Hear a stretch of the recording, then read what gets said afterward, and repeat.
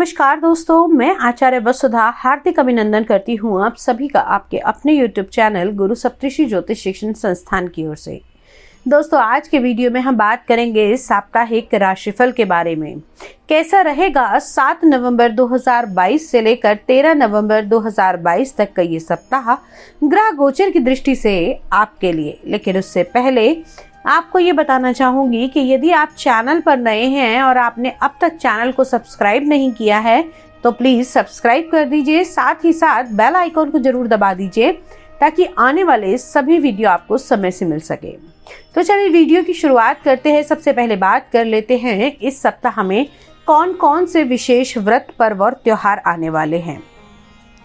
अगर हम बात करें व्रत पर्व और त्योहारों की तो 7 नवंबर को भगवान सत्यनारायण का व्रत किया जाएगा। 8 नवंबर को कार्तिक पूर्णिमा है, किंतु इसी दिन चंद्र ग्रहण भी रहेगा तो सूतक भी लगा होगा। तो पूर्णिमा की जो पूजा होगी या पूर्णिमा का जो स्नान होगा वो आप एक दिन पहले भी कर सकते हैं। अब 11 नवंबर को सौभाग्य सुंदरी व्रत रखा जाएगा।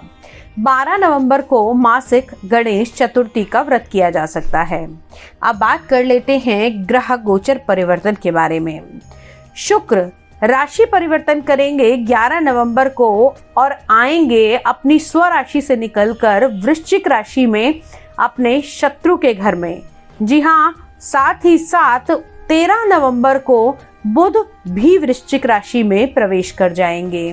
अब 13 नवंबर को ही मंगल वृषभ राशि में पहुंचेंगे। जो मंगल अब तक वक्री चल रहे थे और अब वक्री होते होते वापस से वृषभ राशि में एंटर करेंगे। अब ये तो है ग्रह गोचर की स्थिति। आइए जान लेते हैं आपकी लगन के अनुसार विशेष परिस्थितियां ग्रह गोचर की। तो चलिए अब बात करते हैं मीन लगन वाले जातकों के लिए क्या रहने वाली है ग्रह गोचर की स्थिति। तो मीन लगन के तो लगन के स्वामी लगन में ही विराजमान चल रहे हैं देवगुरु बृहस्पति। कहीं ना कहीं फैट तो बढ़ाएंगे ही बढ़ाएंगे, थोड़ा सा आलस भी पैदा कर सकते हैं। अब राहु चल रहे हैं आपकी कुंडली के दूसरे भाव में। मंगल का गोचर चल रहा है कुंडली के चतुर्थ भाव में तथा 4 ग्रहों की युति है आपके अष्टम भाव में, यानी कि सूर्य बुध शुक्र और केतु विराजमान है आपके अष्टम भाव में। शनि का गोचर चल रहा है कुंडली के एकादश भाव में। वहीं अगर बात करें हम चंद्रमा की तो चंद्रमा इस सप्ताह गोचर भ्रमण करेंगे आपकी कुंडली के दूसरे तीसरे चतुर्थ भाव में और पंचम भाव में। तो अब इस ग्रह गोचर का आपके जीवन पर क्या प्रभाव पड़ने वाला है, आइए उसको जान लेते हैं।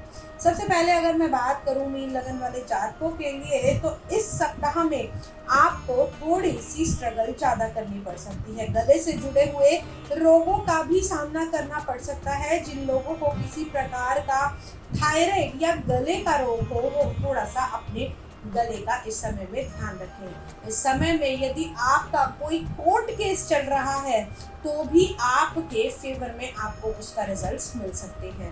अब उस खास तौर से आपको ये बता दूं कि भाई मीन लगन वाले जात को चंद्रमा और राहु का गोचर आपके गले के भाव पर है, यानी कि अगर आप कहीं ना कहीं वाणी से कोई काम करते हैं या लेखन का कोई कार्य करते हैं तो थोड़ा सा अपने काम में ज्यादा ध्यान देना पड़ेगा, क्योंकि यही दूसरे भाव में भी इस समय ग्रहण भी बनेगा और एक ग्रहण आपके दूसरे भाव पर लगेगा।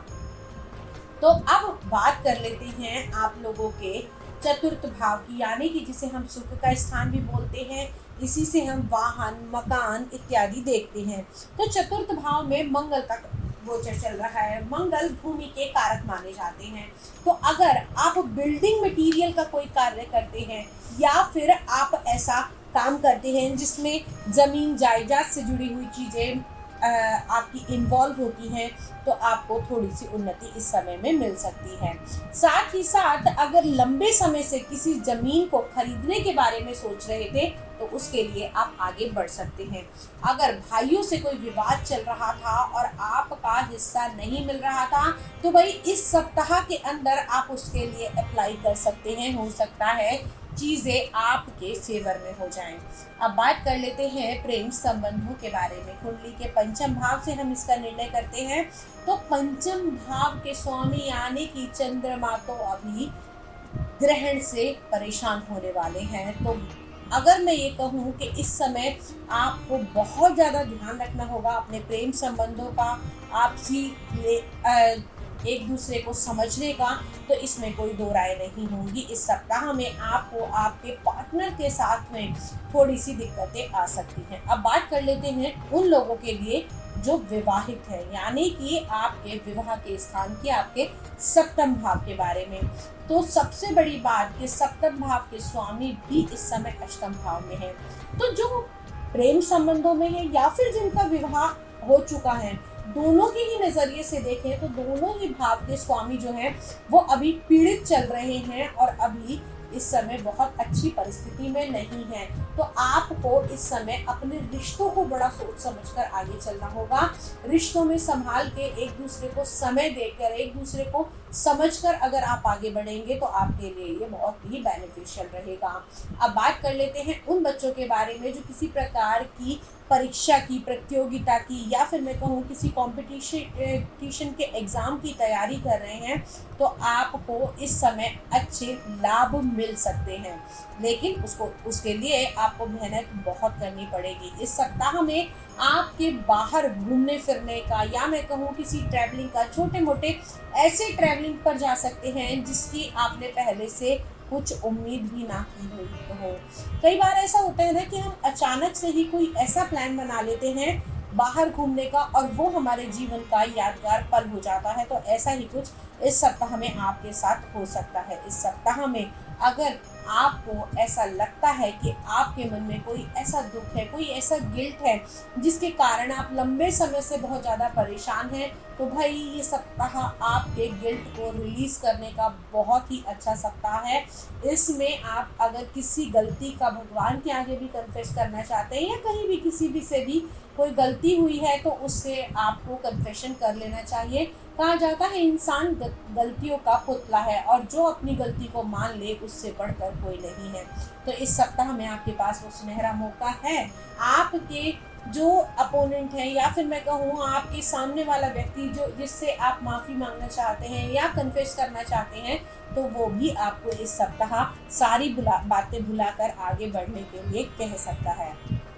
अब बात कर लेते हैं व्यवसाय के बारे में। तो दोस्तों, व्यवसाय की दृष्टि से भी ये सप्ताह आपके लिए अच्छा रहने वाला है, खुशनुमा रहने वाला है। नए इन्वेस्टमेंट हो सकते हैं, नया पैसा भी लगा सकते हैं, कारोबार को एक्सपेंड कर सकते हैं, कुछ नया ऐड ऑन भी कर सकते हैं। तो ओवरऑल ये सप्ताह आपके लिए मिला जुला रहेगा। कुछ हिदायतें बरतनी होगी और कुछ नई शुरुआत करनी होगी। तो देरी किस बात की है, कदम आगे बढ़ाइए और इस सप्ताह को यादगार बनाइए। साथ ही साथ बता देती हूँ कौन सा रहेगा लकी नंबर और कौन सा रहेगा लकी कलर। लकी नंबर आपके लिए रहने वाला है नंबर 4 और लकी कलर आप लोगों के लिए रहेगा ब्लड रेड कलर। ये तो थी ओवरऑल गणना इस समय कुंडली के अनुसार। यदि आप अपनी कुंडली का व्यक्तिगत रूप से विश्लेषण कराना चाहते हैं, घर या फैक्ट्री का वास्तु कराना चाहते हैं, एस्ट्रोलॉजी, टैरो कार्ड रीडिंग या न्यूमरोलॉजी को सीखना चाहते हैं, तो गुरु सप्तऋषि ज्योतिष शिक्षण संस्थान आपका बहुत बहुत स्वागत करता है। बस फोन उठाइए, नंबर लगाइए और अपॉइंटमेंट बुक कर दीजिए। आज के वीडियो में इतना ही। अगले वीडियो में आपसे फिर से मुलाकात करूंगी, कुछ नया लेकर, कुछ इंटरेस्टिंग लेकर और आपकी और मेरी जिंदगी से जुड़ा हुआ कुछ लेकर। तब तक के लिए जय मां भगवती।